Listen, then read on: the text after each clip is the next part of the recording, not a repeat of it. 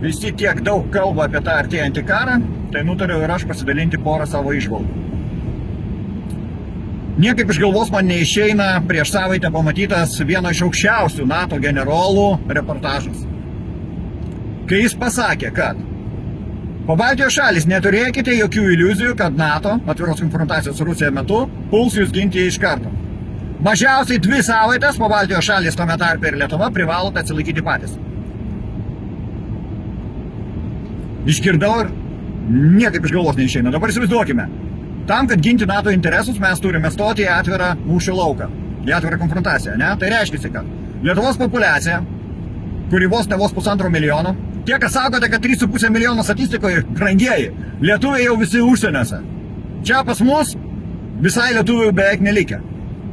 Taigi, kokią dydžio mes kariuomenę galime prieš pastatyti rusiškai meškai? Štai šitas skruzdėlė prieš mešką.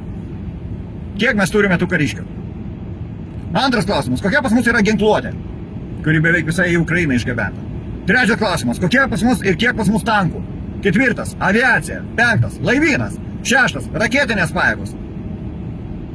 2 savaitės mes turime atsilaikyti prieš rusišką mešką. Gerai. Kas bus atviros konfrontacijos metu? Per kelias valandas bus nužudoma keli šimtai Lietuvos jaunų vyrukų ir bus nukauta gal porą rusų kareivių, kurie bus, aišku, nufilmuoti ir parodyti per visus CNN ir BBC. Ir visi šauks Slava Litvina. O mums kas iš to naudos, kai mūsų jaunimas žuva? Kas dar bus atviros konfrontacijos metu? Bus griaunama mūsų infrastruktūra, grius mūsų pastatai, žus civiliai nekalti žmonės, seneliai, moterys, vaikai, kurie ne tai, kad politikoje nieko nesupranta, čia gyvenimo neparagavo. Ir jie turės žūti dėl NATO interesų.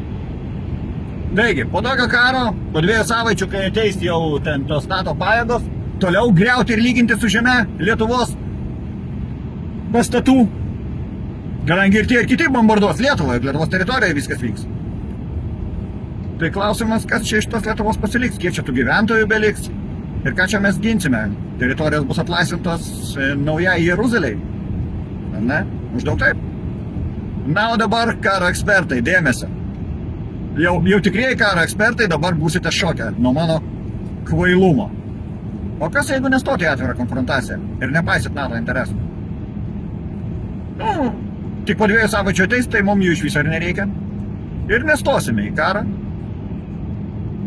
Galima partizaninį, kada vienas Lietuvos kariškis gali nukauti keliasdešimt priešo karių, kada vienas Lietuvos kariškis gali sunaikinti didžiulę techniką, ar ne, svarbę kokią nors strateginę, kada nereikia atvirame mūšio lauke žūti, kada galima viską padaryti tyliai.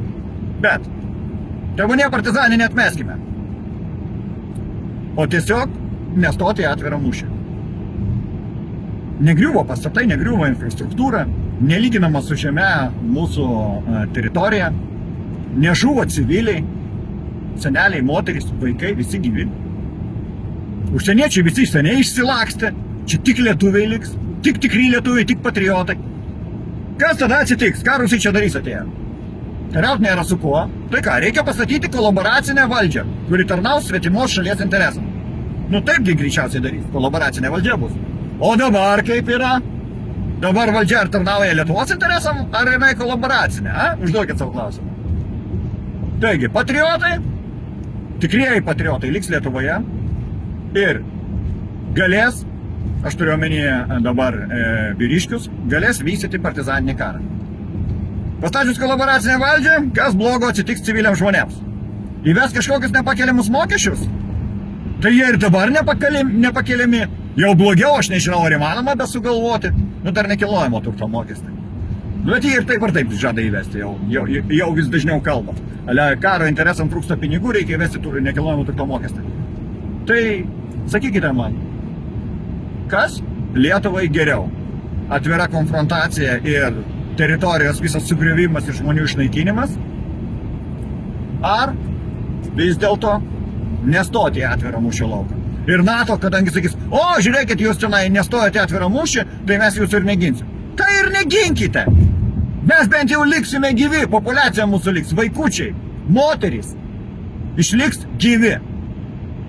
Nes jie evakuotis tikrai nesuspės, jeigu stosime į atvirą karą. Čia tiek raketų mums pasiūs ir dronų, kad maža nepasirodys. Taip, kol kas tiek, na, karo ekspertai, dėkit mane dabar su purvais maišyti. Aš išsakiau savo nuomonę.